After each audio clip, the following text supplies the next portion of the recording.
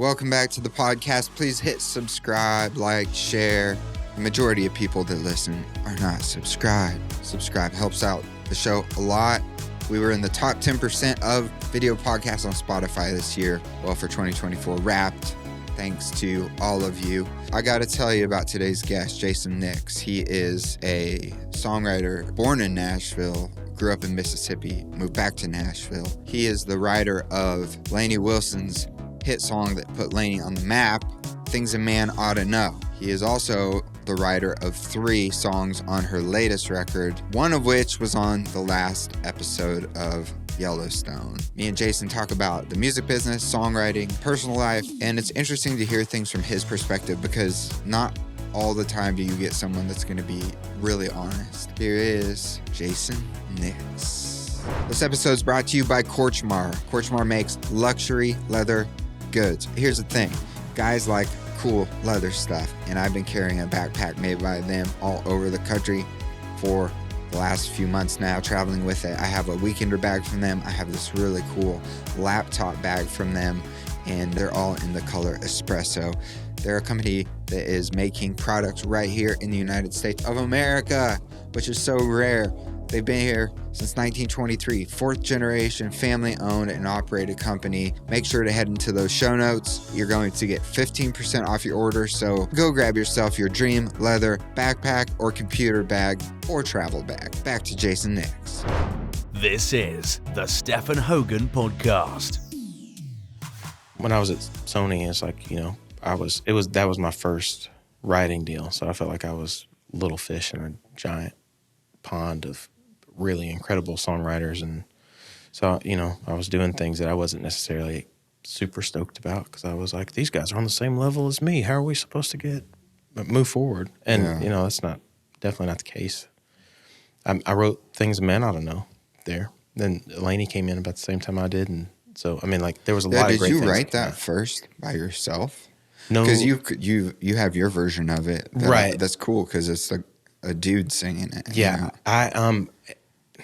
So no, I didn't write any of that. That was like, if they're, like sometimes in writes, I've been in plenty of writes where I am not the guy carrying the room. And it's like, I feel like it's not cool to talk about this, but I feel like a lot of times somebody else in the room has got the muse, right? And then my job is to I feel in that moment, do what I can to help. But if I'm in the way, get out of the way of the song, because I feel like the song will be better if I'm not, stopping somebody every 2 minutes. But that was me and Lainey and Jonathan Singleton. And the only thing it was is I had the idea written down, and it's not an original idea. Obviously, it's a phrase that we've heard a million times, but I wanted to write it in a totally different way.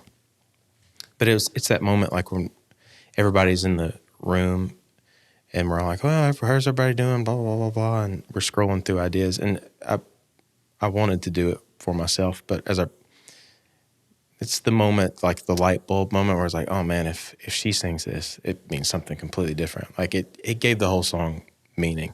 The way I was going to write it would not have been that song. It's a much better song because the 3 of us were there that day. So, I have learned to love co-writing for that reason. It just makes me look better, Yeah. There have been days where it hasn't done that, but it definitely did on that day. Yeah, I'm curious about that just because it was such a obviously career-defining moment for you probably. Yeah, it definitely was. I was like, I don't know if this is ever going to work, But I don't. Lainey is one of a kind. So, did you feel like after you wrote that, was it like there's something special here, or was it another song where you're like, check, It's the only time I've ever finished a song and then looked at the people in the room and said out loud, "That's number one." Really? The only time, yeah, the only time I've ever done it. But I felt it, and I was like, "Man, this is great." And Jonathan has done this longer than Lainey and I both have, and I'm sure in his head he was like, you idiot. You either just jinxed it, or that's not the way this works. And I don't know everything that went on for that song specifically, but I do remember hearing from several people that like that song almost didn't even make that record. It almost didn't make so it came out first as an EP. It was like, there were a couple songs. It was Straight Up Sideways, I think, which was on Yellowstone, and Things a Man Oughta Know, but it almost didn't even make her EP. And then they did, and then I think had a hard time convincing everybody that it was going to be a single, and then they did, and it was, it did define my career. It opened a ton of doors. That's why I'm here today. But I mean, it's opened pretty much every door for me. It kind of really got the ball rolling. Yeah. So it's always that one song. It feels, at least in my situation, absolutely. I mean, or except specifically in my situation, a few people who really believed in me long enough to get me to that one song. So it's like, that's cool. To be fair, I have to like, Jody Williams is definitely one of those people. But yeah, if you have those people to carry you long enough to get you to the one song, it definitely makes your life easier as a writer anyway, you know. Not that you don't have to continue, you know, producing after that. But I hate the term artist, like saying, are you an artist or a writer? Same. Because you're an artist either way. Dude, I couldn't agree more. I had this conversation today, and I have it a lot, but I think the writers are the artists. We are the artists. Correct. And so anyway, that's just my opinion. It ought to be yours. That's the way I feel about it. But it made a world of difference for me, at least in terms. Well, even on the artist side too, it's made a difference. It's given me more shows. It's opened the door, given me opportunities to play more shows, you know, and do more of my own thing. Yeah, because you are a singer, songwriter, and guitar player. Yeah, and you have your solo career outside of just being Jason Nix, the songwriter. Right. And it's hard. I'm finding that it is difficult to not become swallowed by one of those that's bigger than the other. And my songwriting career is definitely bigger than my artist career. But and you know, I'm whatever it turns into, I'm okay with. But yeah, I'll always be an artist. That's where when I moved back here, 20 years ago, that was the goal, is to do that. And now songwriting has become a way that I get to do that. So if that's okay with me. Yeah. So you moved here for one thing, or you saw a vision of like artistry in terms of you being the one on stage singing the songs that you wrote. Right. And then you find yourself in the songwriting role. Not until later. Deal. Not until later. How did that work? How did that get you to that point? Well, it was, okay. I wanted to be an artist, and I worked with a man named Steve Ivey, who has been so great to me. Like to this day, still like gets me work. At first, it was like I edited some vocals for him, played some gigs, and he said, I'll work with you and help you do this thing. And we were doing like a pop rock project that never came out. Thank you, God. It was like I listened back to it. It's been years ago now. Yeah, for me. And it was just like it was what it was. It was a record of where I was. I was in college and I was trying really hard to not be the thing that I was. And I was born in Nashville. My dad played bluegrass. I was raised in South Mississippi. I was trying so hard not to be country. And I mean, listen to me talk. You can't like really ignore that. I was trying very hard not to do that. And the music was bad. That's all I'm trying to say. So I'm glad that it didn't come out. But it started there. And then I finished college and I got married. I mean, like the day after college. And so I'm like scrambling, looking for work, and I'm saying yes to everything because I'm like, okay, well, eventually these yeses are going to turn into dollars somewhere down the line. Where'd you get that mind frame? I don't know. I'm not sure that it's the right mind frame to have. I mean, like I said yes to everything for so long that now I have a very hard time saying no. So I don't know that it's wise to say yes to everything. It's definitely. Did it get you to where you are now? In some ways, yeah. Yeah, in some ways it definitely did. I said yes to it. I started playing guitar for people. So I would play guitar for whoever. Canaan. Yeah. And I said yes because I got the gig with playing with Canaan because I said yes to a gig at Hard Rock Cafe that I think was going to pay $50. And, you know, it'd been cool to make more money, but yes, you know, Canaan was there. And he asked me that day, he said, hey, I'm going on a radio tour. Would you want to come play and sing with me? And I said, yes. At this point, I had just gotten divorced. So I was like, get me out of here. Yeah. Canaan quickly became like a brother to me, like very quickly. And he and his family are great, great people. And that opened a lot of doors too. So for years, I was just sideman. And when it became, you know, I was struggling with wanting to be the singer on the stage. Canaan knew that. What was that struggle like? I wanted, like, sometimes it's harder, I think, when you're so close to getting to sing your own songs. I mean, I'm literally a few feet away, and Canaan was so great about inviting me to do the things that were his things. Like, every time he played the opera, he asked me, he's like, will you come play the opera? And I'm, you know, super stoked. And I was so happy for him. And I love him so hard to this day. But there was always something nagging at me in the back of my mind where I was like, man, I really wish I could do that. And it's still a goal of mine to be able to do that with songs that I've written that I love and care about. But so the time came where I was like, I don't know if I can keep doing that. And it was like, okay, we'll go separate ways. And then he had a killer band after I left. And I'm like, dang, I should have stayed on board for that. And it was like right before his first number one. So things really were taking off for him. And I was working in a warehouse in 12 South, and I actually loved that job. So I was like, okay, I'm just not going to do it again unless I do it for me. That's what I said.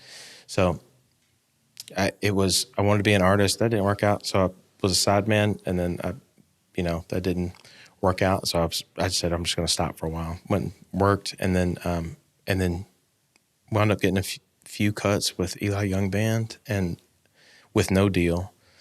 How did that happen?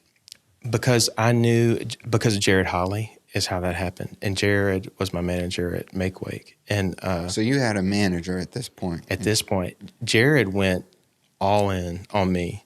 He had run merch for Eli Young Band at that time. And I forget how Jared and I met, but Jared was like, you should do this artist thing. I want to do this management thing. And he just went all in. And I got my first pub deal with Jared, helped me set up all those meetings. And but yeah, he was I was like, okay, yeah, let's do this. This is kind of what I wanted to do. This is what I wanted to do. So if you want to help me do that, absolutely, let's do it. It's very hard to make money as an artist or a manager, especially if you're, as a manager, only getting, 10-15% of a zero.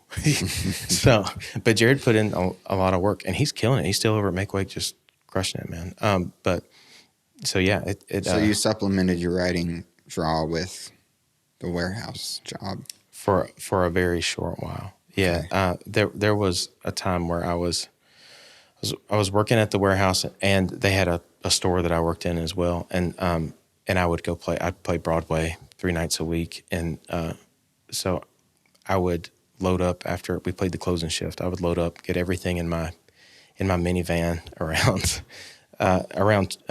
3 a.m. And then I would drive to where I was working the next day, either at the store or the warehouse, and I would sleep in the back of the van and then open shop. And then, so like 3 days a week, I would do that for a while. And the guys at the shop were so great. They knew I was doing it. And they were like, yeah, just sleep here, whatever. So it's one cool thing about Nashville is you find more employers, I think, who are okay with you grinding it out like that. I don't know that you'll find any more that'll let you sleep in their their store before you have to open the next day. Yeah, knowing that you're probably a little drunk. Yeah, but were you the one singing? No. So I did sing downtown, but it was not it was not my show. I sang when everybody needed to go pee. That was my job. Okay. Everybody needs to go pee, and magically, it's crazy. Over the course of time, like a 2-song pee break would turn into like 15 or 20 minutes, and it was like, even on Broadway, like the highlight of my day, Yeah. But even if it's singing somebody else's songs. But anyway, yeah, Jared, where were we at? Jared Holly was great. He set up the meeting with Josh Van Valkenburg at Sony, which led to, that's my first publishing deal, 2016.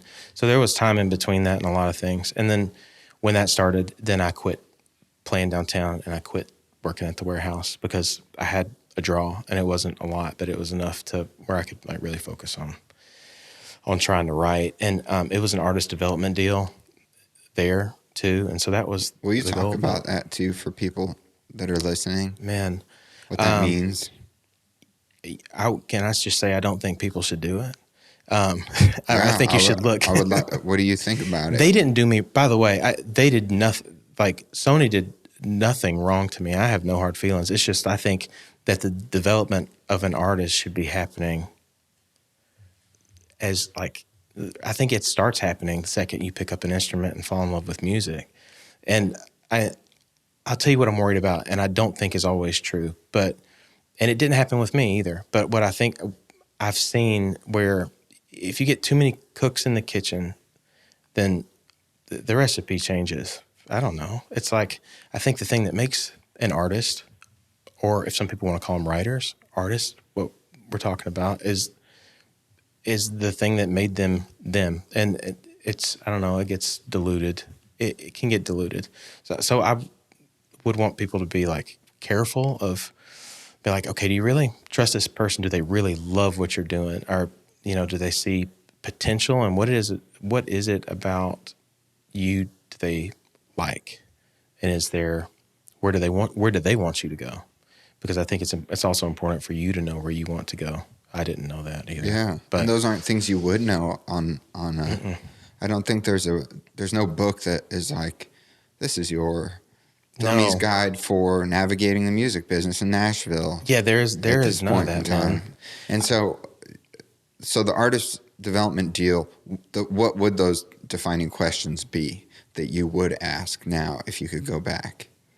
I think I would ask this. That's a really great question.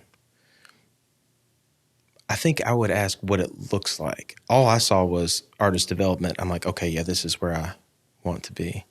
But I would want to know what are the steps? What steps do you want me to take? Where do you see this going in a year? Like almost set it up as an interview. Like I didn't look at it that way. I wish that I had the foresight to think of it as an interview and be like, okay, I thought that it was going to be all on me and I would get to do whatever I wanted to. And that's just not the case, because it takes an entire team of people to make this thing go. So it's like, I would have been more proactive even after the fact. I would want to know what they wanted, what they expected, where they saw it going. And I need to know everything that I need to be doing. Like, and just, it's almost like to stay on top of each other. I wish that I had done more of that, because I'm really bad at that. But that's just business, baby, and I'm awful at that. Yeah. I'm awful at the business part. I feel like that's a thing for creatives quite often are creatives and not business people. But that can be a trap. Yeah, I think so. Well, I'm awful at it. I've heard some people, and I know some people who are really good at separating the two parts. I'm not one of them. Man, if I sit down and try to do numbers, I start chasing squirrels. And are you ADHD? Severely, yeah. I just got diagnosed myself. Oh, welcome. Yeah. I will tell you this. I feel like in some ways, if you choose to take the medication they give you, it will make parts of your life easier. And sometimes it's a struggle. It's like, I'm better talking about the business side of things. I'm better at the business side of things. I feel like if I am if I'm taking my medication. The problem is the come down and then dealing with that. And I also feel like, just totally candid with you, I feel like I'm a better human when I take it. I'm like, oh my goodness, like I'm a better dad for sure, more patient. I'm not as depressed because I'm like, I lean that way hard anyway. Me too. So it's like, if I'm not on it, or if I've taken it for a while and come off of it, then it's like I'm writing some sad songs.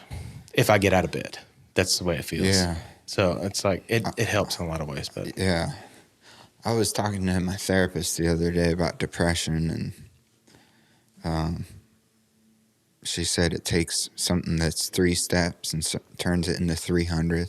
yeah, definitely feels that way. And I feel like I experienced that. Yeah, Where sometimes you mentioned the getting out of bed thing, where it's like, I need to get up and take a shower. can't do it. And it's like so overwhelming. Just the most simple thing. And it's so, and I feel so. I don't know if this is universal because I come from a place where we don't talk about these things, but it's like I feel so silly to me that I'm like, oh man, what am I doing? Like, why can't I get this done?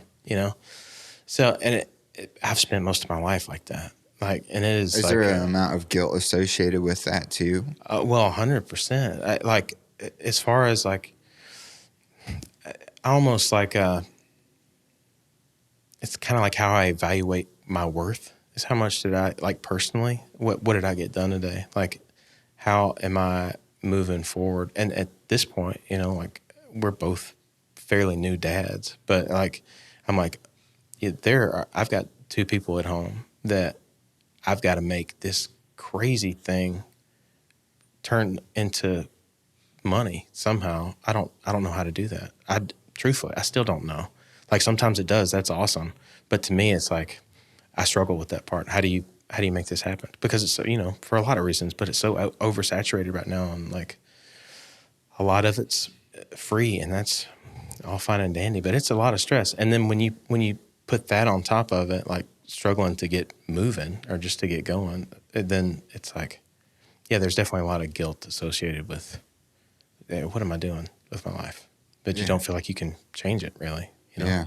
I don't even realize it sometimes until it's 1 o'clock in the afternoon, and I'm standing around in basketball shorts and no shirt on, like doing something, doom scrolling on my phone or watching YouTube videos on how to get better drum overhead sounds. I don't know. I'm just like, it's just so stupid. I could have done this, and this, and I don't know. Yeah, it's tough. And even when you know that it's something that you have to face, it's like you forget that that's something you're going to wake up having to face, and then you do it all over again. At least that's my story. Yeah. I'm like, yeah, it's frustrating. It is frustrating. Yeah. I had the same conversation today with my wife because of like my dad's estate stuff from him passing. And I was like, I can't even begin to do a single thing. It's the starting of it all that is like the hardest part. Yeah. It gets really overwhelming really fast, just like simple things, So I think that a lot of people struggle with that kind of a thing. They just don't talk about it as much. I feel like anxiety kind of came out.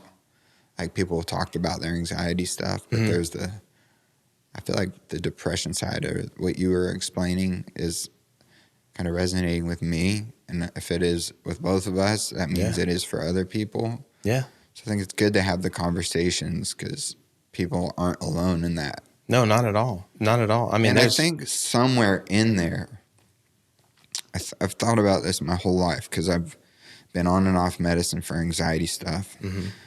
Like anxiety, depression, they're like best friends. Yeah. And I was always just kind of thinking like, I think the curse of the creative in a way is that they struggle with demons within. Yep. Would you agree? Yeah, 100%. I mean, they can go by different names, but I would call them demons. It definitely feels that way. Whatever it is, it's something that you hate inside of you that you don't like. Right? Yeah, a demon or a muse. I mean, you used that word earlier, but there's something in that it creates your brain to work a certain way. Yeah, and sometimes it has been to my benefit, and a lot of times it is not, and you never know what you're going to get on any day. It could be something completely different. So I don't know. I don't understand that, why it works that way. Yeah, me neither. But coming out of 16, we were in 2016. You got your publishing deal. Yeah. And it paid enough for you to be able to do write. Just right. Yeah. And work on artist stuff. Okay. Artist development. Yeah. Yes. So you were saying the artist development deal, like really know what you're getting into, ask questions, interview them. Yeah. I think that's great advice. Yeah. And see what it looks like down the road. And I think it's really important that you and whoever you're entering this agreement with has the same vision for you as you do, because. Yeah. What did it look like? So you may have had a vision of artist development. To me, what that says is like, oh, like they're going to believe in me and help me like develop into being able to sign a record deal and having hits on the radio. Yeah. That's my surface level reaction to that term. I think it's probably mine. It was mine too. And I think it's probably a universal thing, but I even growing up around some of the music industry, I think I expected it to happen much faster than it did. And I think a lot of people don't realize that new artists of the year have been grinding for sometimes a decade before anybody knows who they are as new artists, new female, new male artists, whatever. It's like, now they've been here for a long time doing that. And it's not like the deal that I signed was developmental in a way that I'm sure it was not intended to be. But I feel like I could have accomplished the same thing as just a writer. You go in writing and you're literally finding yourself every day, which is another thing I love about writing songs. It is, it evolves over time as you do, or as we should. I feel like, otherwise what's the point? But yeah. Definitely get better at a lot of things doing that. Yeah, just putting in the hours, the reps. Yeah, just like anything else. Yeah. You wrote Things a Man Oughta Know there at Sony. At Sony, yeah. So you met Lainey I did. At that point. I did. And in the fire hall. Was there a synergy with her writing? There was, for sure. And the thing that drew me to Lainey was not what everybody thinks it was. I'm sorry, that's a butt joke. What do they think it was? It was a butt joke, yeah. Okay. Sorry. Anyway. No, she was trending apparently for a butt at one point on TikTok. I think she was. And she is, I think, took classes from Dolly on how to handle those situations, because watching her turn it into something that is funny and also benefits her is like, she's a true professional. That's awesome. But the thing that I thought for a little while we were related, because she is from Louisiana. I still have family in Louisiana. And I grew up in South Mississippi. And so that's where we moved after we left Nashville. And I was like, are we related? But I used to tell people, for whatever reason, like sometimes you go into a room, I felt like we spoke the same language. So I didn't have to try to do anything that felt unnatural, like in a room. Like it felt like I was writing a song for myself. That's what it feels like when I get to write with Lainey. I don't feel like I have to try really hard. And I will also say that Lainey doesn't need help writing a song. She's an incredible songwriter. So I felt lucky that we even got to do it. But it just, I don't know, felt super easy. It was like talking to somebody at a family reunion after you've had 2 or 3 drinks that you grew up with. I don't know. Awesome. So sometimes it works. It's not always like that, for me anyway. But every once in a while, it almost feels like magic, like you've been friends forever and never knew it. But it was super easy. That's cool. To write with her, work with her. When did you guys first write together? It was, I want to say 2016, because she got there, I think a few months. I think she signed with Sony. I mean, a few months might even be too long. It was right after I signed. I was brand new there. She was brand new there. I've got a picture of us doing, we did their Oktoberfest thing in the back of Tom Luderan's Chevrolet.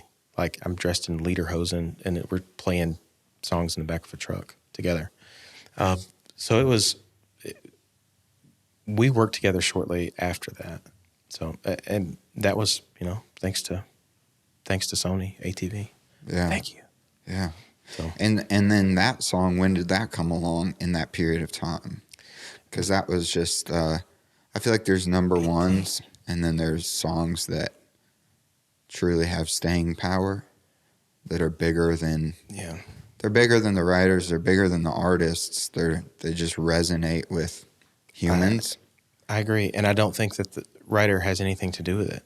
I think those songs are like true. They're gifts to whoever's in the room that day, and hopefully to whoever can hear them. But I mean, like, I don't think we get to, like, if you and me are sitting down to write a song, we don't get to choose if that's the kind of song that comes out. I think that's our job to show up. You're the vessel.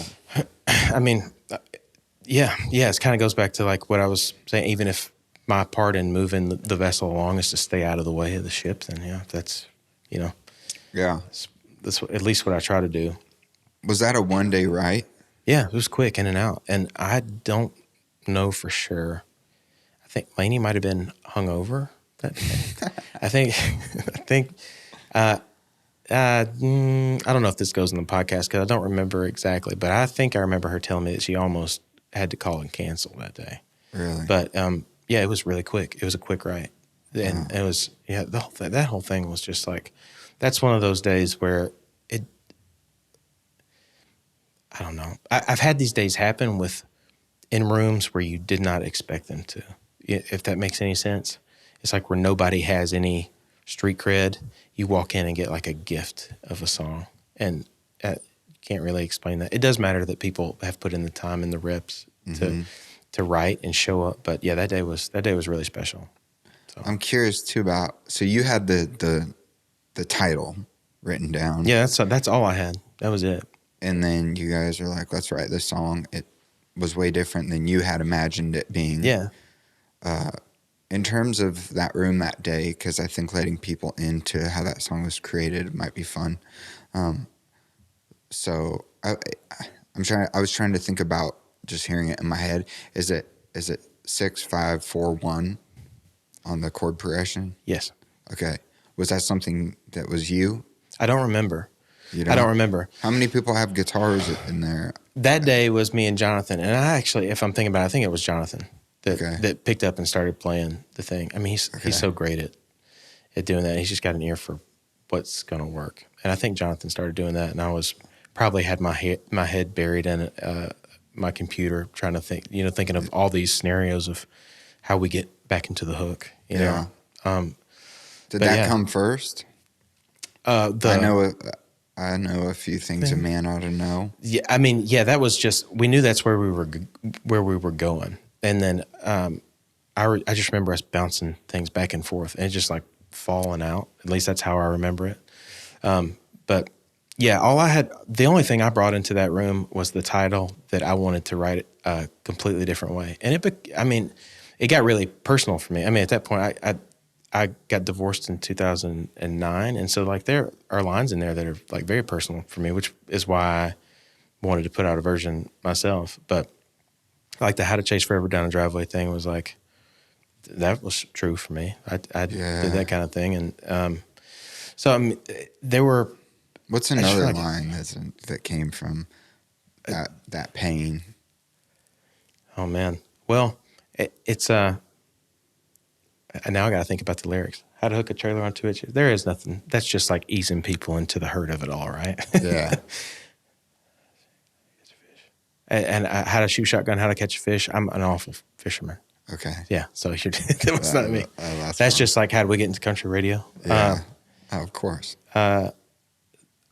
Now I'm blanking on the lyrics, man. This is crazy. Okay. No, that's fine. It's really just, that one is the first one that sticks out to me about like why the song also meant like so much from a guy's perspective, at least. I don't know. And you had your fingerprint on it too, where there was truth in the song. No, there definitely is. But I definitely didn't carry any more weight than Lainey or Jonathan. I mean, I do feel like, dude, it was like everybody was firing on all pistons, and I think Lainey woke up and we were just going back and forth, and I felt like it was written really quickly. I still have the work tape from that day. If I can find it, I'll send it to you. Oh, it'd be awesome. I'd love it. I've got it on my phone, I think. So do you go and just like the only time that you said that you felt like it was you had written a number one? Like it's the only time I've ever said it out loud. Yeah. I've never Yeah, but I did. We finished it. And I was like, that's number one. And then did you just forget about it? No. Then what happens? I've got videos of like me and Lainey playing it at like a, not Whiskey Jam, but Revival. There's a video of us playing it at Revival. I mean, like I would play it from that day. I would play it when I could, when I felt like it was kosher to play it. Just because after I found out that it was actually going to be on the record, even though I was so sure it was going to be number one. We were like, it might not make it. But up until then, I was like, yeah, I'm playing it everywhere because I loved it. It resonated with me. It was, something that I believed. Yeah, that's cool. And then when did you find out that it was going to be the single? Lainey texted me. I think it was, well, it came out on her EP first, and then I think it was 2018. I don't know. I do know it stayed on the chart for over 50 weeks. Yeah. So, I mean, it was a very slow moving song. And props to like everybody at Broken Bow who didn't give up on it. I mean, I don't know everything that goes into it, but I know that there are a lot of moving pieces. And I've been on radio tour with Kanan where I've seen the behind the scenes things of what it takes to get a song to number one. And I know that they put in some work to make that happen, especially for Lainey, who I don't know if anybody noticed, female, and her first single to radio. So I mean, they already had kind of the deck stacked against them a little bit, and but they made it work, and really thankful they did. And then from there, as your career progressed, what happened? So you had that success with that song. Yeah, and then I'm at Make Wake. We put out an EP, and then man, that was going great. That was such a was that for you? Yeah, this was cool for me. And Luke Combs was good enough to me to let me go out with him for a tour and open his show, not his show, but what did he call it? It was like the show before the show. It's like a party for a select few of his fans, but he was nice enough to be like, hey, just ride the bus and come do that. And because I was there at Make Wake, I mean, that opened a lot of doors for me too, because what's crazy is if people hear that you did something, then all of a sudden they want you to come do this other thing. And so it was good. Everything is just a stepping stone. Is there something frustrating in that at the same time? Yeah, 100%. Because I experienced it, and I'm sure that you have too. And I see new to town artists. I almost said new artists, but new to town artists who are so talented and so good that I would love to see be so far ahead of where they are, who can't progress because the rules say that they can't. The unspoken rules, like all I can truly speak of is my experience, and I was with CAA, and the problem that I have is, Brian Hill over there is one of my favorite humans in the world, and he was my rep, and he was like, we are trying to get you booked shows. We can't get promoters to say yes because your Instagram following is not big enough. and which I understand. If you're a promoter, it's nice to have an idea of like, okay, this guy's going to put butts in seats. But my thing is all right, well, let me, if I can play live, watch my numbers go up. And they do every time. But I see that these artists struggle with this. Some of them struggle with the same thing. Now, some of them these days come in with everybody in the world has got to know who they are because, they have such a presence on social media. But for the people who don't have that presence, it's a tough go. Catch-22, I guess. It's like, well, if I could do this, then I would give you the thing that you wanted. But I can't do this because I can't give you the thing that you wanted. Yeah. I don't know. It's a tough go. So I don't know. I'm trying to navigate those waters still at this point in my career. I don't know how to get around that. But it's definitely frustrating. Like it's almost, need to be at the right time at the right place. And if it happens, you got to take advantage of it and then wait for with every door open, you have to wait for the next one, which is, there's some beauty in that too. But it's tough when you're impatient like me anyway. Yeah. So how many songs do you think you've written? How many I've written? At least 150 a year. I don't turn in that many to my publisher because I'm like, I just want to forget that day ever happened. I write so many bad songs. I'm like, but that's important too. So since 2016, I don't know. I'm bad at math. I can count to 4 pretty good, and that's about it. But if you, what's 16, 17, 20? 900. Close to that. 15. Yeah, and I can count the really good ones on maybe 2 hands. Yeah. Out of all those songs.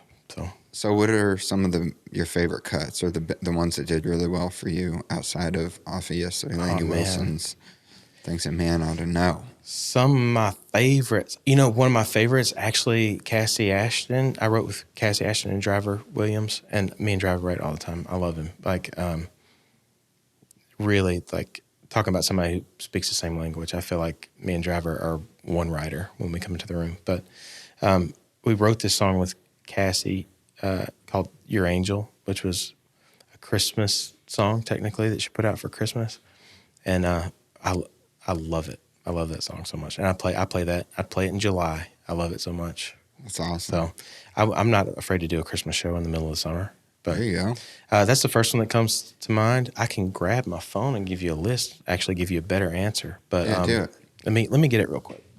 Because I know that you have ones on Lainey's record, because Jody said that when he was here. He was bragging on you.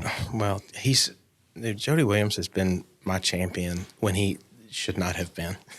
Jody, I was working at that warehouse. Jody was at BMI, and Jody gave me, before I ever signed a deal, this is important. This is very important because that's where I am. Jody's the reason, truthfully, why I'm here now. Jody advanced me from $10,000. He advanced me 10 grand when he was at BMI, which gave me a cushion to start writing. And I was still at the warehouse at this point. But in between meeting Jody, and Jared set that meeting up too, Jared Holly, and met Jody. Jody advanced me the money. I cut back part-time, started writing every day. And because I had the opportunity to write every day, then that got me to my first publishing deal at Sony. So, dude, it's crazy, but it really, Jody Williams, man. Jody got you the Sony, or helped get the Sony deal? When he was at BMI. He left BMI? Yeah, so before he left BMI, he advanced me, approved in advance for enough money to where I could stop working full-time at the shop. Wow. And so at that point, I was just writing every day, and which led to my first deal, because I didn't have enough in a catalog. I had a couple cuts, like I said, on Eli Young Band, and those guys are great, Mike, Eli, and I wrote those with him. But had it not been for that opportunity, it could have stopped there. Which, it's a totally different story. Being a songwriter it wasn't what I set out to do. It was I don't think I realized that it was people only write songs. I wanted to write songs, but yeah, I didn't think that it was going to be wait, That's interesting. I've had that conversation with a bunch of songwriters. Dude, it's wild. And I do love it. I love it. But do you know Topher? Yeah. I love Topher, man. One of the things he said was he was doing his solo career. Yeah. And it eventually ended up evolving into him being a writer. Yeah. And there was I guess for him, a bit of burying his pride, as he would put it. He's I could play circles around some of the people I'm writing with, but I have to just sit here and do my job and make the best song I can make. Yeah, that's our job for that day. Yeah. There's. And he also said, and I want to hear this from you before we go into some of the other tunes, because it'll be fun to hear. He said something to the effect of, what was it? There are people in this town that are some of the best musicians and best artists that you'll never hear. Oh, yeah. Yeah. Because you can't sell it. Do you think, hypothetically speaking, if you put the can't sell it artists on the radio because they'd be different, that actually people would be attracted to it and dig it because people don't know what they like, and there's the psychology of repetition on radio? Okay. Man, I might get myself canceled for this. Here's my 2 cents on, would people like it? Yes, if they were force-fed to like it, like anything that they put on radio. It all comes down to money. And at least, I don't know everything about how the radio works. So take anything that I say with a grain of salt. But I've heard conversations that went like this. Well, we could play that new single, or we could give you, some spins for this week, but what are you going to give us? So now payola it's illegal, but it still happens in different ways. But it's really not. Yeah, I mean, it still happens. Instead of in exchange of money, physical money, it's anything and everything. A trip to the Bahamas or whatever. What is your radio station giving away? That's what it is. Yeah. So I think people would love it if it was given a chance. I have to say I like some of the things on the radio, but I think it's hard for people who have skin in the game or so much money invested in these artists to be okay with it feeling that risky.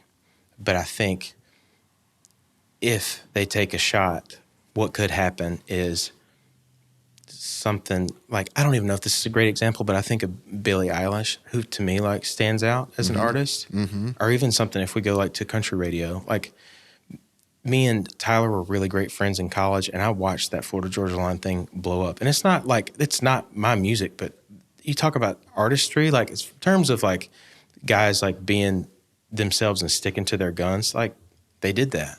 And they changed country music for some years, right? Just completely influenced. I feel like.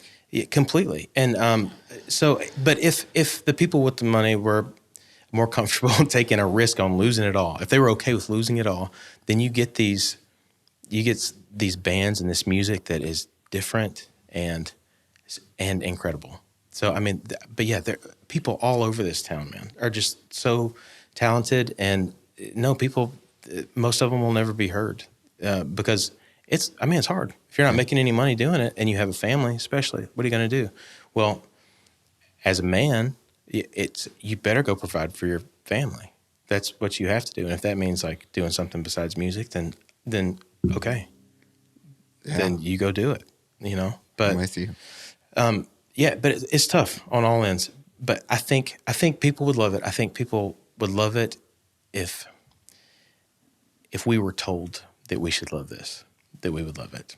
And that makes us sound stupid as listeners because, maybe we are. I'm not the person that goes out and looks for new music, but if somebody shows it to me and says, hey, man, this is really good, check this out, that's when I give it a shot. And I've fallen in love with songs that way. Yeah. So I'm not saying that I'm any better than that. I'm saying that that's what I need for people to be like, hey, try this. And sometimes that's I like Chris it, sometimes Stapleton. I don't. The first time I heard about him was actually from Jenna LeMaster. God, I love Jenna. We're from the same spot in California. No way, dude. Yeah. I love her.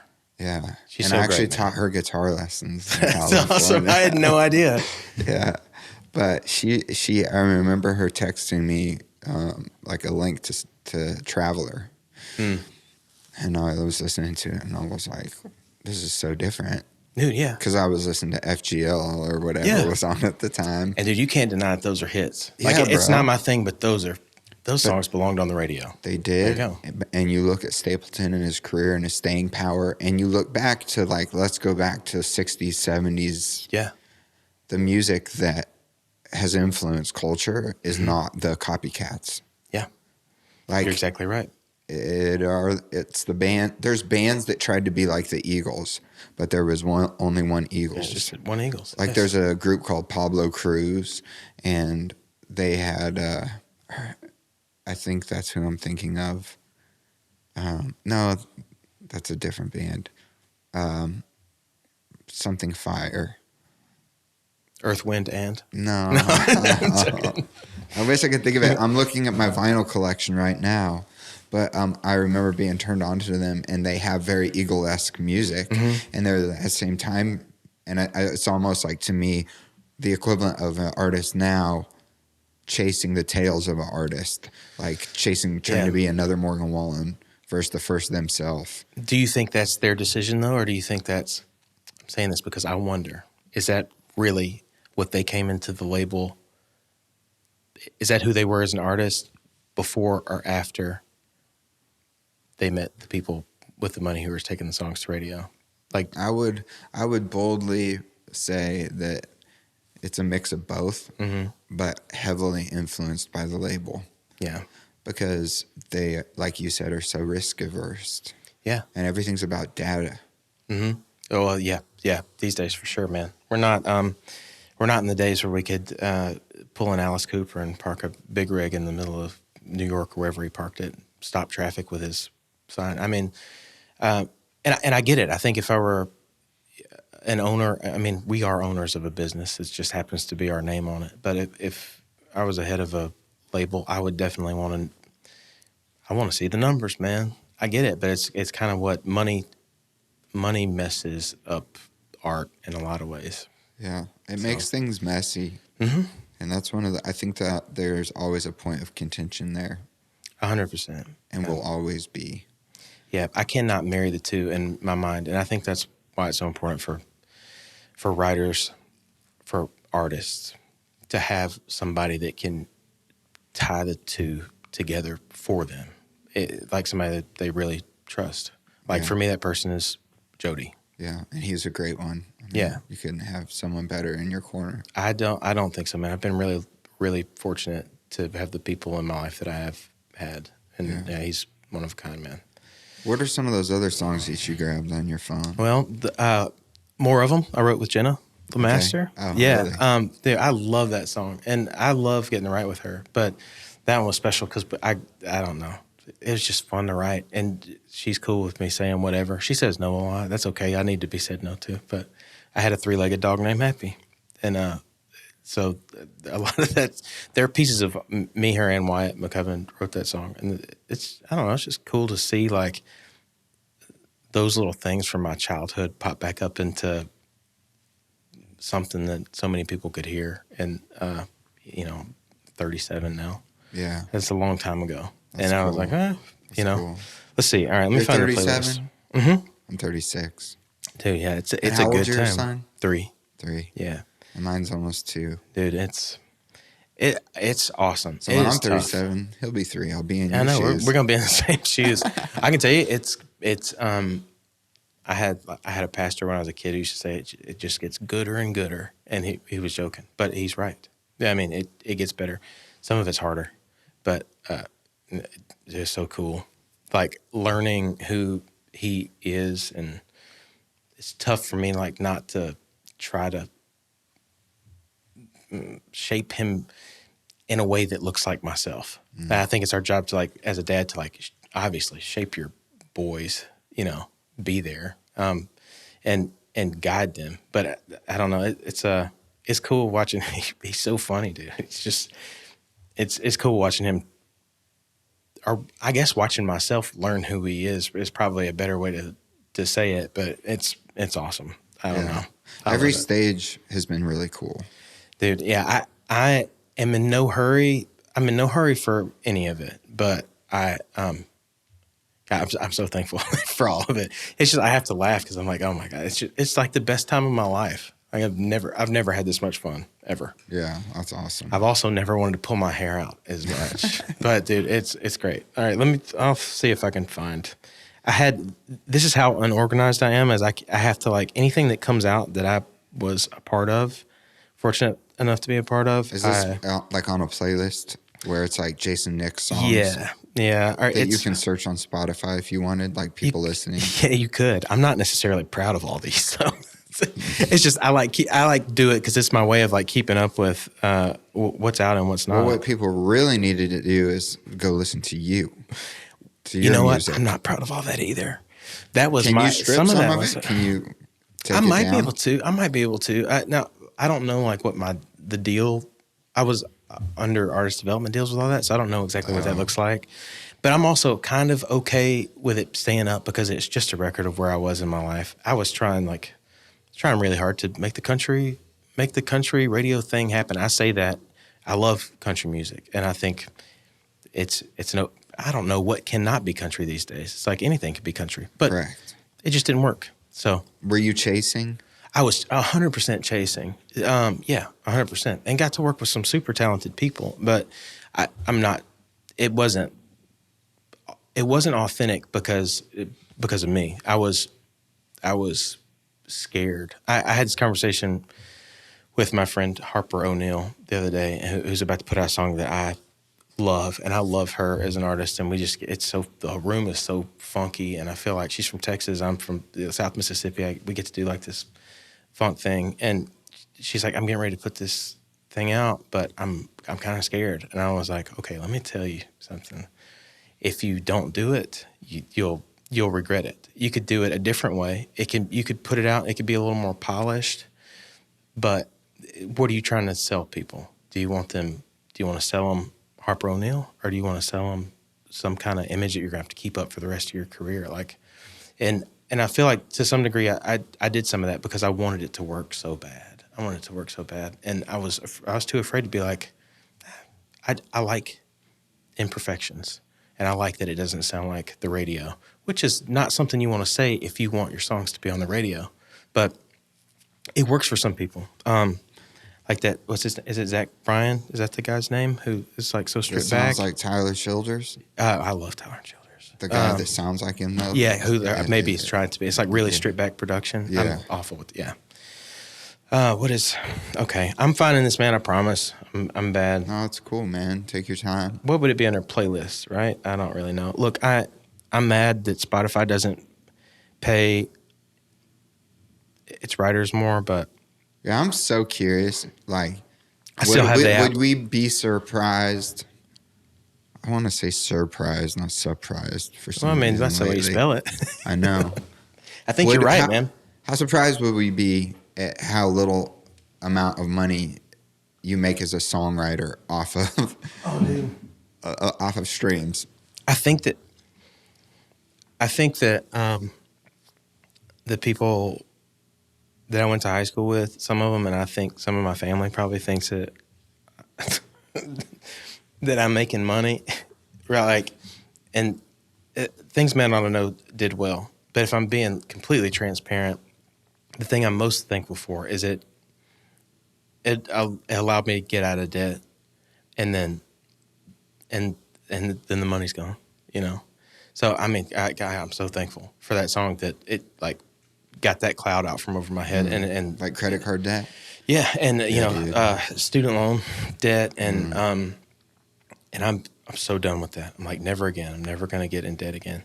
And it gave a little bit of a cushion and it opened some doors. But I think a misconception is that like you have a big hit and you can go buy a private island. Yeah, maybe in the 90s, or you'd be set for longer. But it's tough on songwriters these days because if you get a draw as a songwriter, it is very close to the poverty line. Like, seriously, in a city like Nashville where the cost of living has gone up so high, it's tough to make it work. I mean, you can make it work, but you are not living lavishly. And when you do make money, you got to stretch it.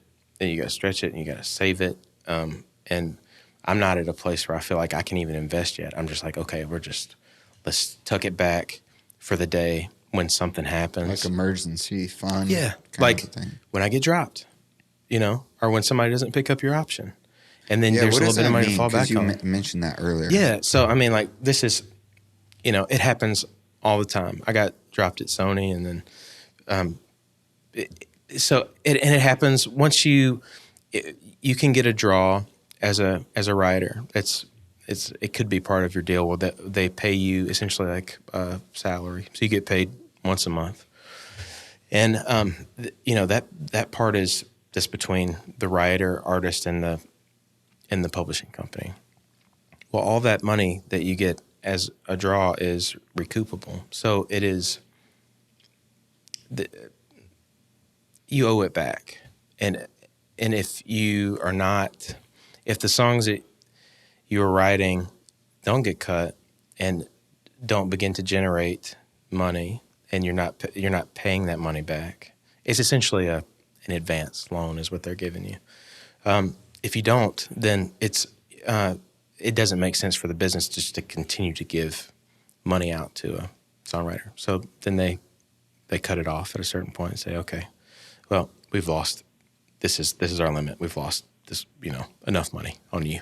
It's in a nicer way, and it's not like the one thing I have learned. It's not personal at all. It's just like they're trying to run a business. It's hard for us as like writers and artists to not take it personally. Sometimes I have learned to not do that because that's the part that I don't understand. That's why it was hard for me the first time it happened. But it's just like it's nothing personal. It's just how the business part of it works. Yeah. But it's hard. It's hard. If you get a draw, you gotta make it work somehow. Nashville's.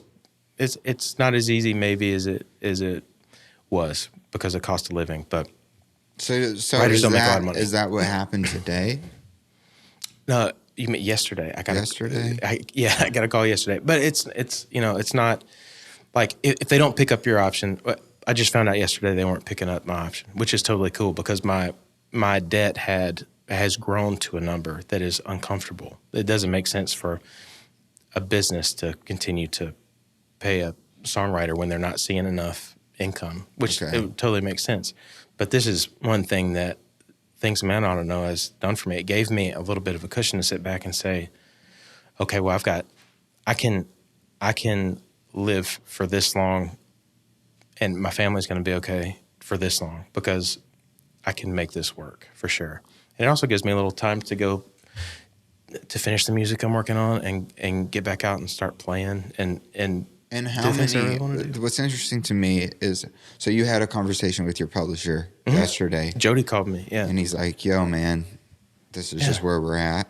Well, he said, "Hey, I just got off the phone with so and so at Warner Chappell, and they don't want to pick up your option." One of the many things I love about Jody is he has never not been honest with me. He doesn't beat around the bush, but he's also will give you the nicest no you've ever heard. Like just want to, it's like a hug. He could like tell you something that should disappoint you and everything's, but at the same time, it's like, everything's going to be okay. But yeah, so he called me and he's never dropped me before, but he's like, I don't think this song is for me. But he was great. He didn't wait. He didn't sit on it. He was like, hey, come April, the option's up. Let's talk about how we're going to move forward together. So yeah, it's great. And it's awesome if they give you a heads up. And it happens, it's not like, I think it seems like bad news. And the first time I got dropped out, it was during the pandemic. And I had finished Out on the Road with Luke. And I'm like, okay, well, I'm not making any money on the road anymore. Like I needed that. I needed that draw.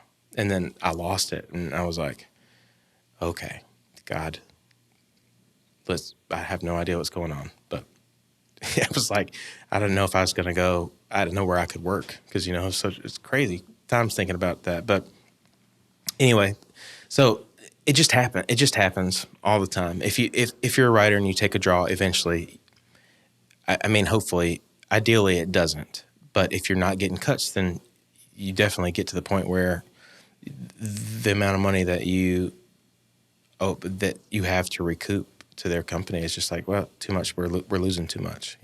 Stop the bleeding. That new Lainey record, were those songs written on back at Sony? Or no, those were with Warner Chappell too. So this is the thing that's the weird thing. Truthfully, I have to laugh about. I wrote Things a Man Oughta Know at Sony, and then got dropped after it came out, and then I wrote we've got 2 or 3 on this on Lainey's last record, and got they didn't pick up the option for this. So it happens, and that happened yesterday. Yeah, so and it happens all the time. So you have 3 songs on it. Lainey Wilson's, like, we all know Lainey's like the biggest thing in she's kicking music butt and country music right now. She's killing it. Yeah, and then they're like, no. Because any one of those 3 could be another single too. It could be. And one of them was on Yellowstone, right? Yeah, we got the season, or not the season, but the finale. That they played the whole song at that. Yeah, that was the crazy. very last episode. Dude, nobody told me that was happening. No, you know how much I make for that? Probably like $500. Seriously? Like any TV spot I've ever had, I get my BMI statement back, and I'm like, really? That's what people make on this? Anyway, people think you make a lot of money when that happens. You don't really. It turns out you don't. You don't. Sometimes you can, I guess, but I don't know. In my experience, no. I haven't seen the statement either, so that's not fair to say. I'm a big Kevin Costner fan. Maybe he worked out something. I don't know. Yeah, I'm sure he did. Yeah, hopefully. We're going to keep I think he liked the song. I'll call him later. Hey, Okay. Hey, Kev. Sounds good. I don't know. I forget what we were man. talking about. So you have 3 cuts on this huge new record out, and and then the option thing happens. Well, it's just that time. And seriously, like, how long have you been with Jody, his pub company? Dude, this is the crazy thing. I was so worried about. I lost. I got dropped at Sony. I was so worried. I'm like, okay, God, let's see what happens. Everything's gonna be okay. At this point, I'm like trying to talk myself through it. Everything's gonna be okay. The very next day, Jody calls me and says, "Hey, I hear you're looking for a pub deal." And I said, "Yeah, I am." So can we talk? And I think within a month, I was signed with Jody. So I've been there since 2020, I think. Wow. Yeah. So I've been there for longer than I realized, but the time has been flying because it's being there has been really great for me. That's been like the truest artist development thing, is like getting to experience the freedom to not feel like I'm having to write for the radio and just go write something weird and find yourself in whatever it is. I mean, that's truthfully like that's been the most effective as far as artist development goes. It's just exploring. What do you like? You might not even know what you like. Go find it. Yeah. And Jody's great about that. Were there little little cuts along the way in that journey that kind of kept you afloat in terms of recouping? No, there were plenty of, maybe plenty of is, that's giving it too much credit. There were plenty of cuts. Like, okay, let me look at this playlist. I'll show you how many songs are on it. And I think I'm missing a couple, but there's like 70 songs on here that have been cut. And there was there was a Texas #1 in that list too. It is, and that's from 2016 to today. Yeah. Okay. Oh well, no. Yes, from 2016 to today. Yeah. Okay. So like not nearly as many as you're going to find with some other writers. I mean, like some of these guys are killing. Yeah, but it's not enough to keep the boat afloat. In the 90s, it would have. Possibly, I think anyway. I wasn't a writer in the 90s, but I think that people could have made good money. You could be like a blue collar writer. My friend was telling me, who's in publishing. He was like OG 90s guy. What's a blue collar writer? Well, like basically you show up, you're not getting singles, but you're getting cuts. Gotcha. They're selling units. Yeah. So and you're still making money. Yeah. So you might not be rich, but you might be making 60, 70, 200,000 a year, living comfortably. Yeah. And I was having a conversation with someone else, this guy that is on the Dave Ramsey show, John, what's his name? John Deloney. Have you ever heard of him? Well, I listen to Dave Ramsey, so I'm sure the name's come up. But John Deloney, I don't know. He co-hosts the show with Dave, I think.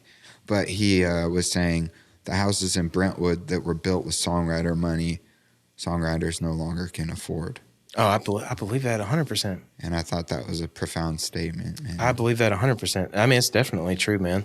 Which is like, I wanted to leave town, but so we moved like an hour and a half outside of town, and I wanted to do that for a few reasons, but one of them is because it is like, if you can afford to live in Nashville, for me personally, it was like, it started as I can barely afford to live in Nashville, like barely. And then it got to the point where I was like, I can't.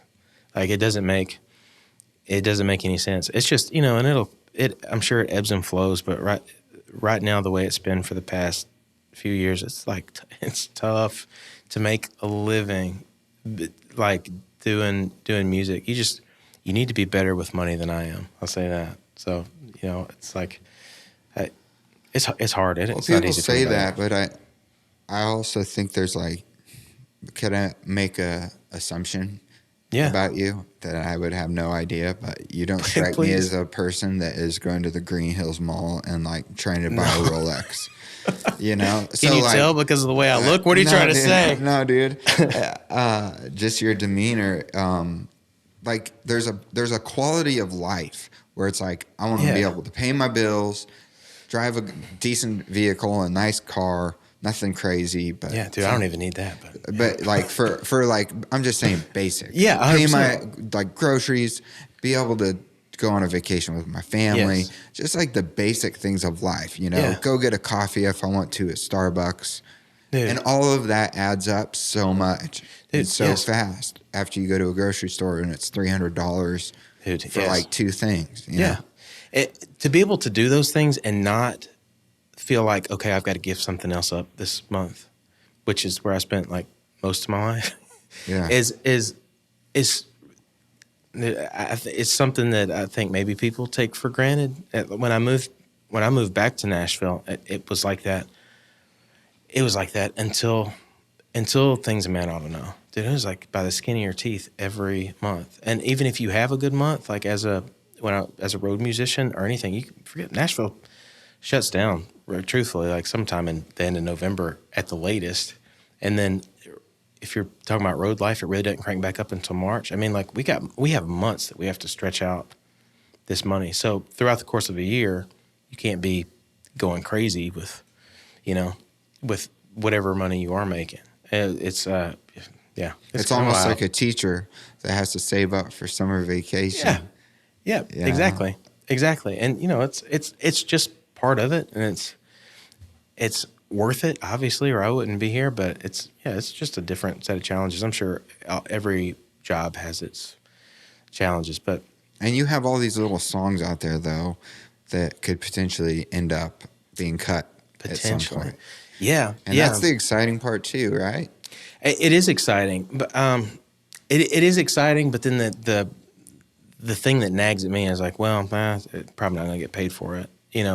That's like the side of me I'm not so proud of. Is that because like of your ownership? Not even that much. It's just like the way that I don't know how publishers stay afloat. I really don't know anything about the business that I'm in, which is crazy.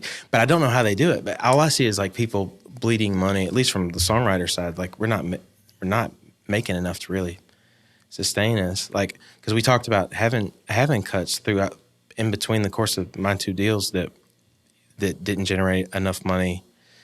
I think really the only time you see it is if you can break into the top 10, and if it's top 10, you need a couple to do that, and it's difficult to get there. But otherwise, it's just kind of like you're scrambling. It's not enough to recoup if you're getting a draw. I'll say that. Even if you're a top 20. Well, I think if you had a top 20, it would be, but you'd have to have it consistently, at least like it. Let's say you get $25,000 a year or 30 for the sake of whatever. I mean, like I don't know what new writers are getting, but I think my first one was 20 to 30. Yeah. So I mean, if you had one top 20, that would recoup you for the year. Easily. That would recoup like 2 years, maybe. I'm not the best with numbers. Jody would actually be a great person to answer this question, but. So but it's hard. It's tough to get that, and it's kind of maybe a snowball effect. After you've had one, then maybe it's easier to get the more, but maybe not. I've only had one, and it's who knows. I have no idea, which is part of what makes it exciing. Is who knows what's going to happen today. Is there a spiritual side of things for you in all of this? Everything. Whether I take the time to sink into it or not, it's there. Yeah. Because I think you mentioned something about it, church. when you were a kid. Yeah, going to church. And I was curious if part of your adult life has been one of those things where you've learned that you can't control outcomes. Oh, yeah. Yeah, I feel like I learned surrender. That. Yeah, 100%. And I think people might view that for me in different ways. But I will tell you what it does. Like, I believe in the total sovereignty of God. And I think that it is that pretty much, not that we should not try, but I think, as cheesy as it sounds, I believe there's a reason for everything. Even if we feel like it's to our detriment. For instance, me finding out that they weren't going to pick up my option yesterday, I believe that all things work together for the good of those who love God and are called according to his purpose. And so I think there is a level of surrender, and it's also like there's so much freedom in that where it's like everything is going to be okay.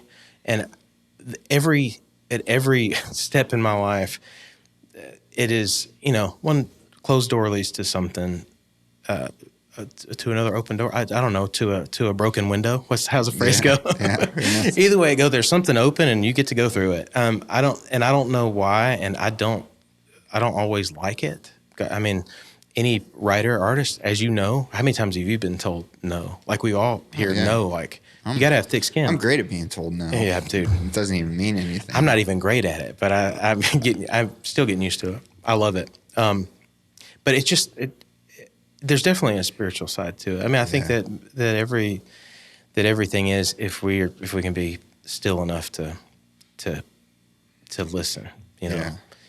Because it's one of those things I'm just thinking about talking to you when you said the whole options thing. And then it's like there's a new chapter of your life ahead of you. Yeah. And you don't know what that season is going no to idea. be. But you seem very at peace about it. Well, I was worried. I was worried yesterday right after I got the phone call for maybe like 5 minutes. And then I was this is funny, kind of. I drive an old car because I don't need.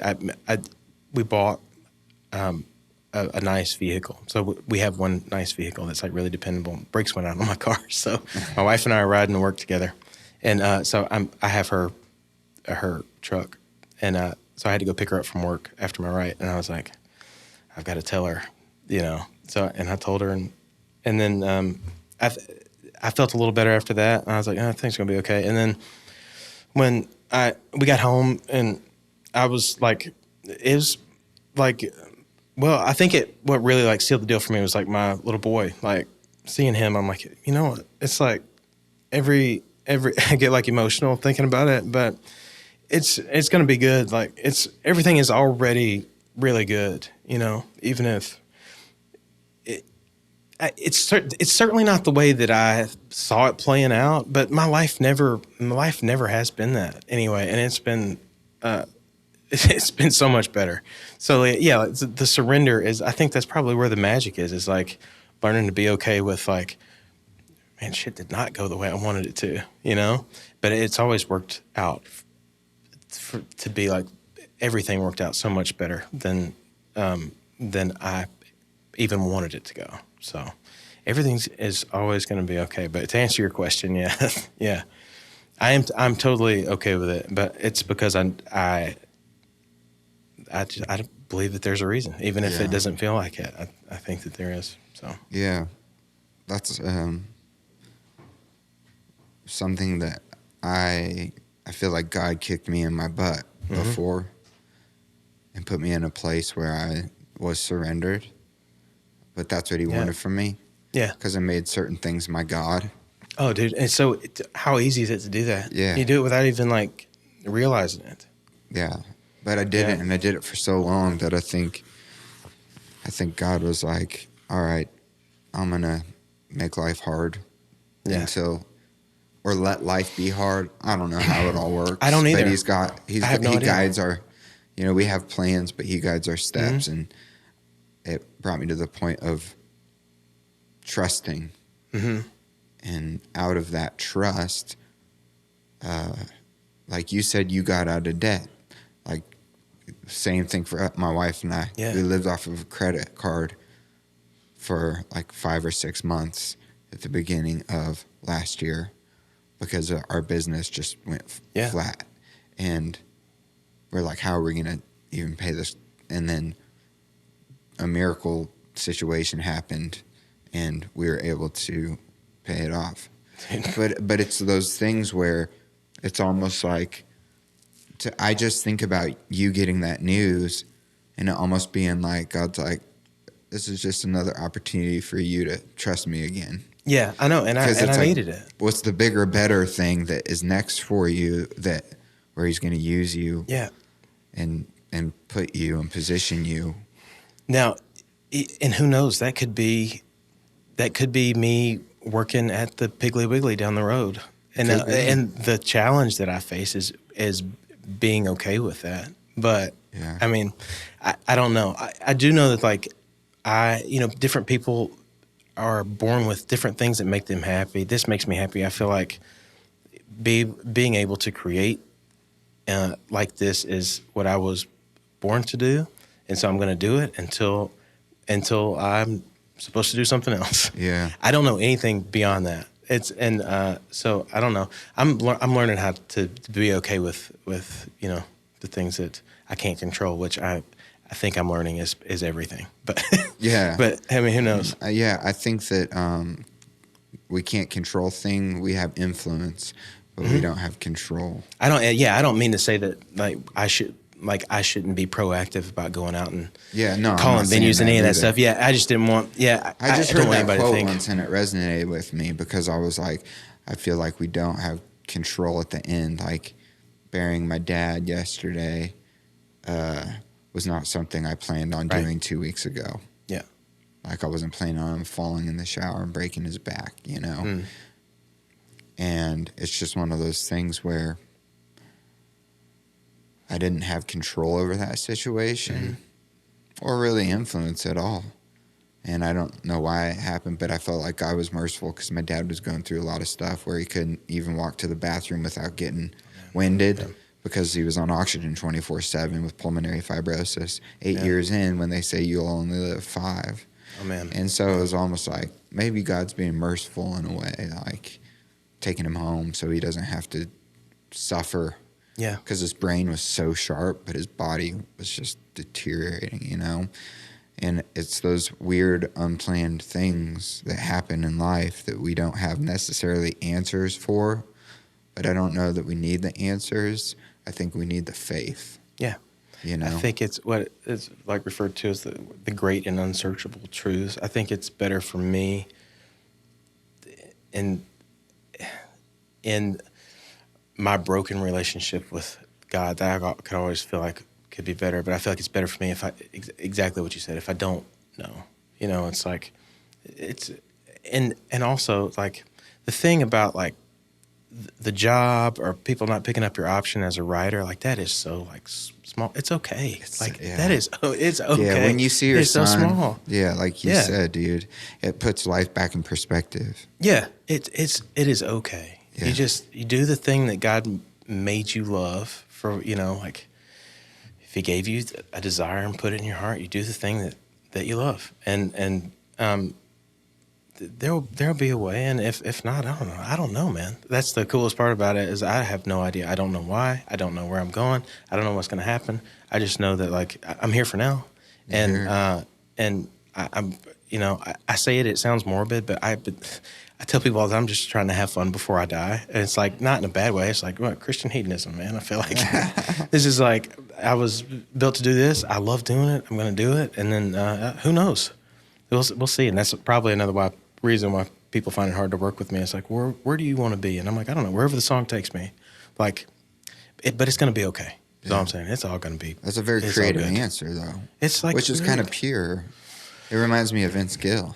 I feel like he's that kind of guy. I'll take that as. Have you written with him once? Yeah, I heard through the grapevine I might have, because he's with Jody too. Yeah, and I got to write with Vince once. Vince was was one of my heroes, as he was many people like growing up, and loved listening to him and Steve Wariner play guitar. Like those two guys in particular, I was like, man, I really want to be able to play like that. And but anyway, the day that my mom and dad moved back to Nashville, we stopped at a gas station in Hillsboro, and I get out and Vince Gill's right there.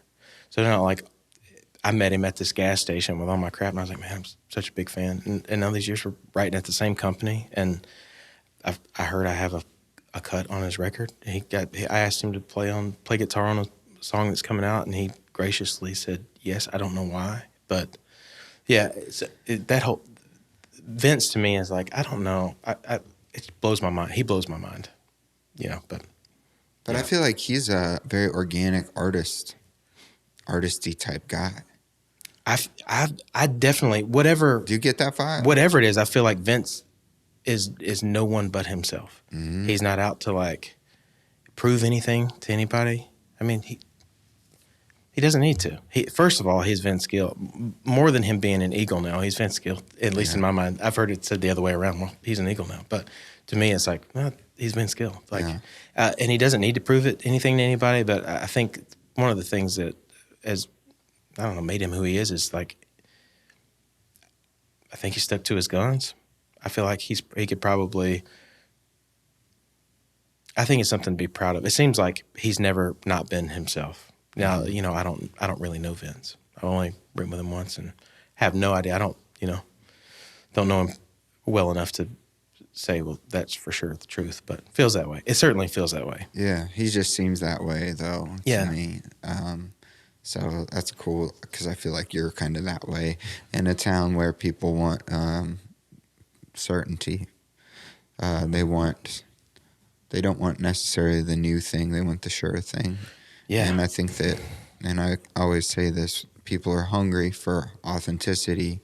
Gen Z, you look at them and what Gen Z is into, and they want authenticity. Yeah. They want real.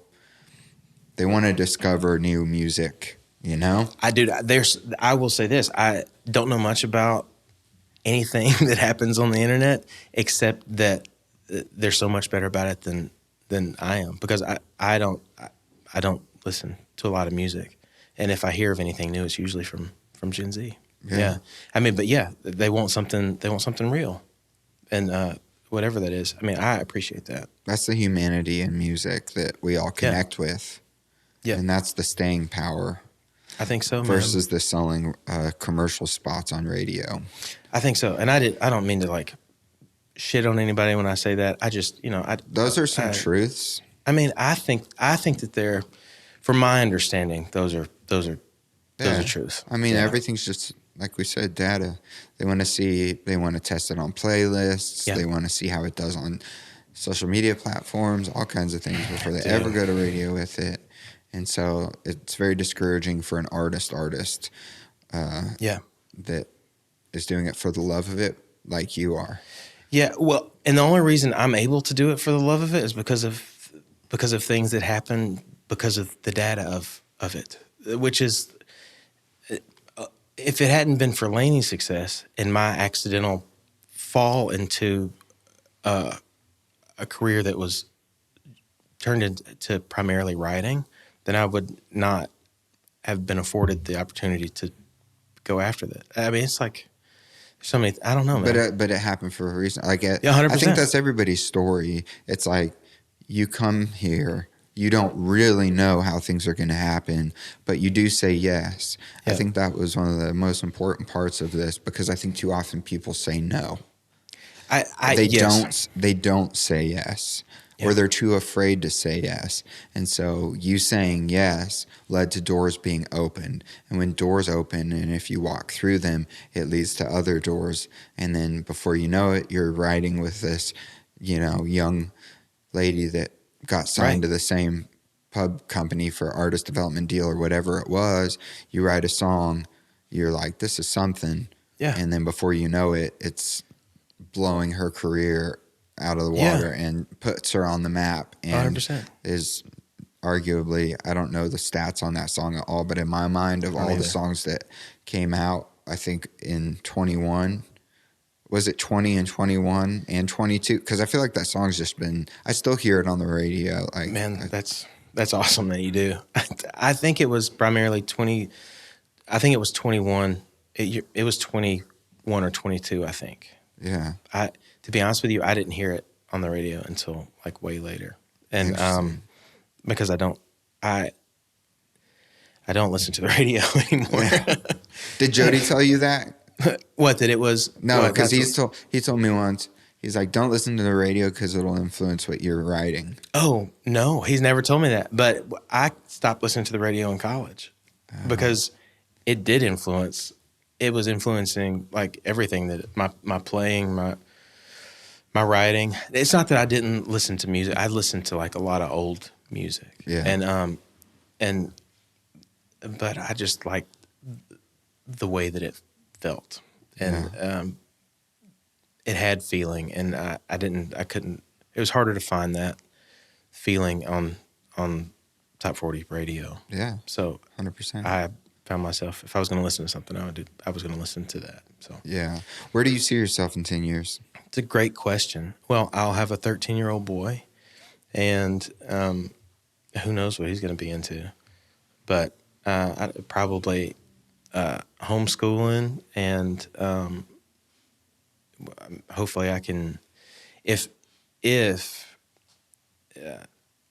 traveling and playing is still in the cards, I would love to do that as much as possible. Hopefully, I can get him and his mom to come with me and do that. But who knows, man? At 13, the only thing I have two brothers and myself. That's the only thing. That's the only reference point I have for boys at 13. I'm probably going to be like buying a lot of deodorant at that point in my life. I don't know. Like, here, kid, put some of this on. And shave that mustache. No, I'm the oldest. You're the oldest. Yeah. I have two brothers also. Do you really? Mm-hmm. Where are you in the totem pole? The youngest. Yeah. Yeah. They're 9 years between me and my youngest brother, and we had a great relationship. And now me and my middle brother have a great relationship, but we wanted to kill each other for a while. Yeah, Brothers are the best, man. Yeah. And he's an incredible songwriter, singer-songwriter.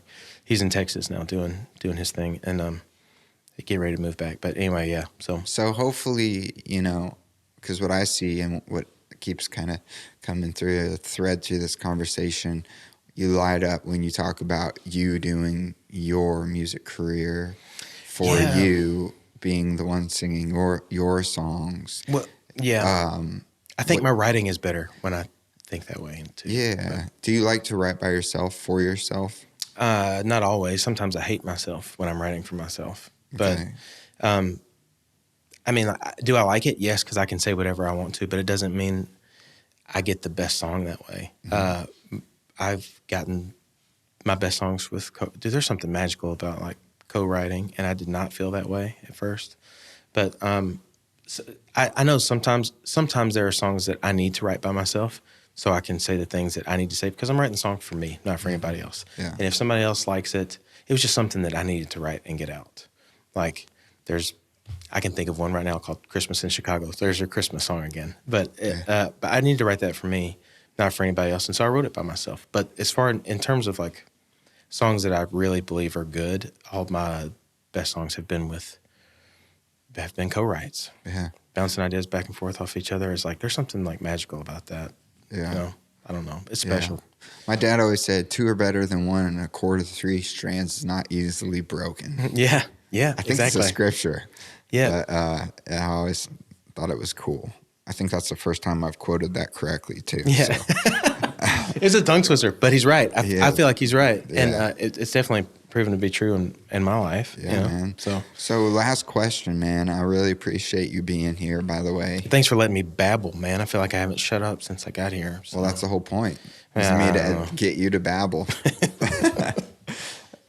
Because it's really so helpful for people to get insight into the behind the curtain, And that's the tricky part is I'm not sure that I'm the guy to give insight. I'm not saying that you are or you aren't, yeah. but the fact that you're part of something that is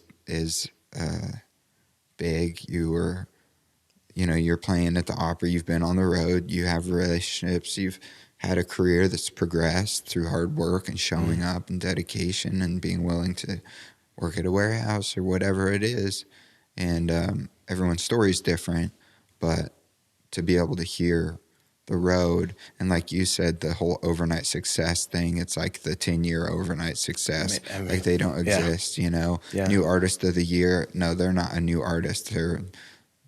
They've been playing at county fairs since they were like 12. And even like some of the TikTok guys that everybody loves to bitch about, like a lot of those guys have been playing or singing and performing whatever since they were old enough to talk. So I mean, like, you know, everybody have grace. Yeah.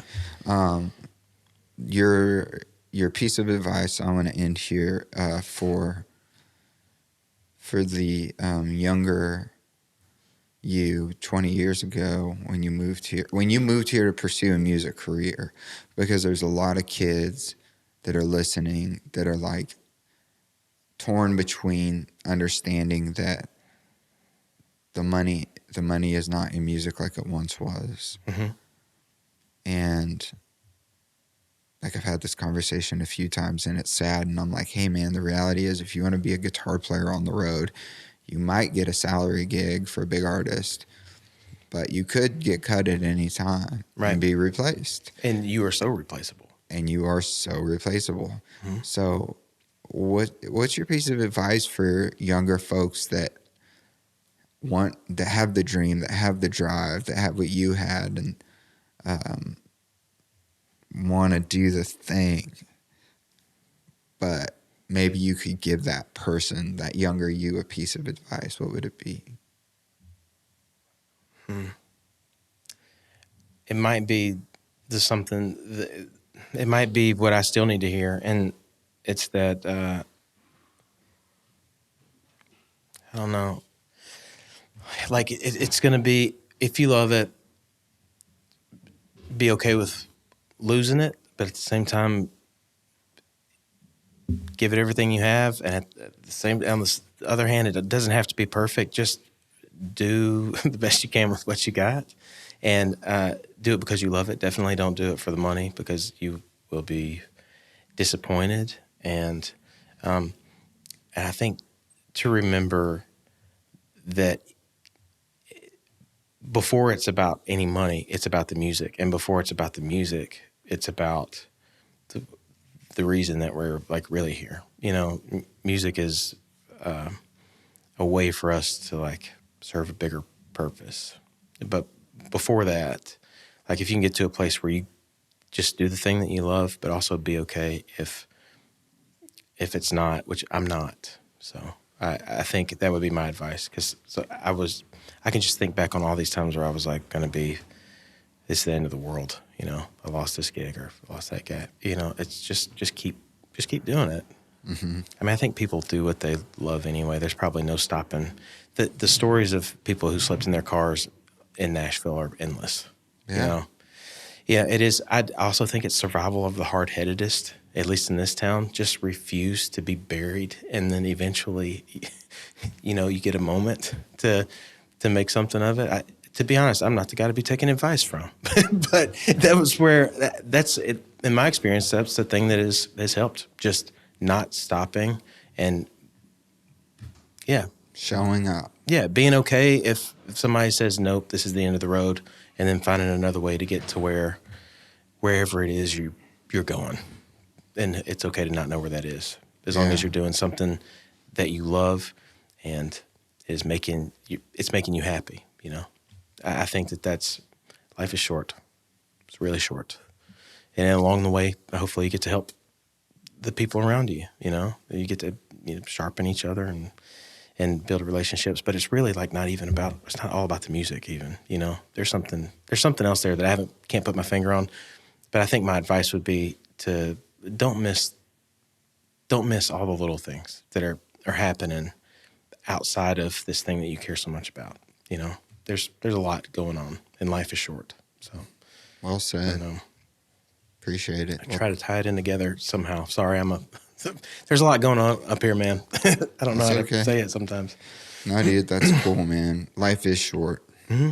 And getting shorter every day. It's getting shorter every day. And, yeah, man, it's just a good reminder of what really matters. And when you have kids, it changes everything. Yeah. Yes.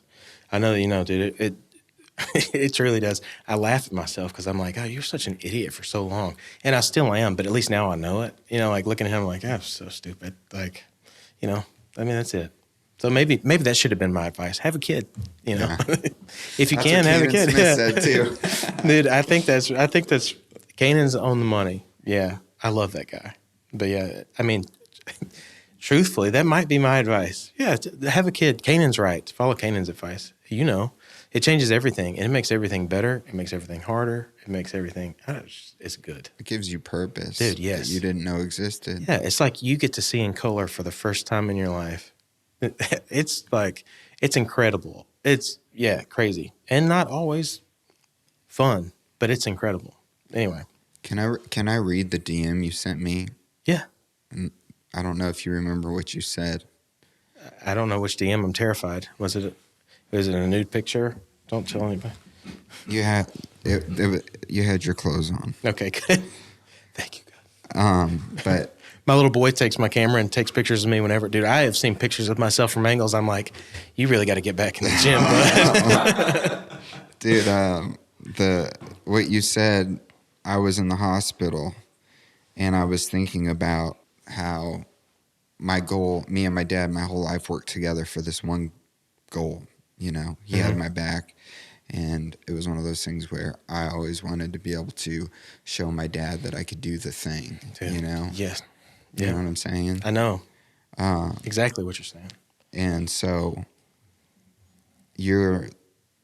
what you said to me was the most cathartic thing that has ever, I don't know, it'll probably stick with me my whole life. And we hadn't met yet. But I said on my story, my dad will never get to see me win a big award or accomplish a major career milestone, at least not in the way I imagined.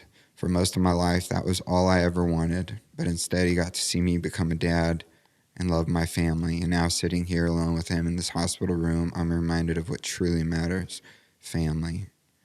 And then you said, you're right about that, brother. I don't know about you, but as a dad, I pray I get to watch my son become a dad. The accolades are nonsense.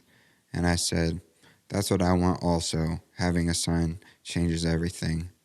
And then I asked you this question. What exists on the other side of accolades? And this is what'll stick with me forever. A box of shit for your family to have to deal with when you die is all it is. That's it. And that's a wrap with Jason Nix. Again, man, that DM really impacted me and is a reminder of what is truly important in life. And we'll be here for a short period of time. Remember that your relationships are the most important thing in the world. Love those around you, love people, and I look forward to seeing you back here again on our next episode. And again, please hit like, subscribe, share. Thanks for tuning in to today's episode. And if you want to go hear Jason's music, look up Jason, Jason Nix, Nix. And we'll see you next week. This is the Stephan Hogan Podcast.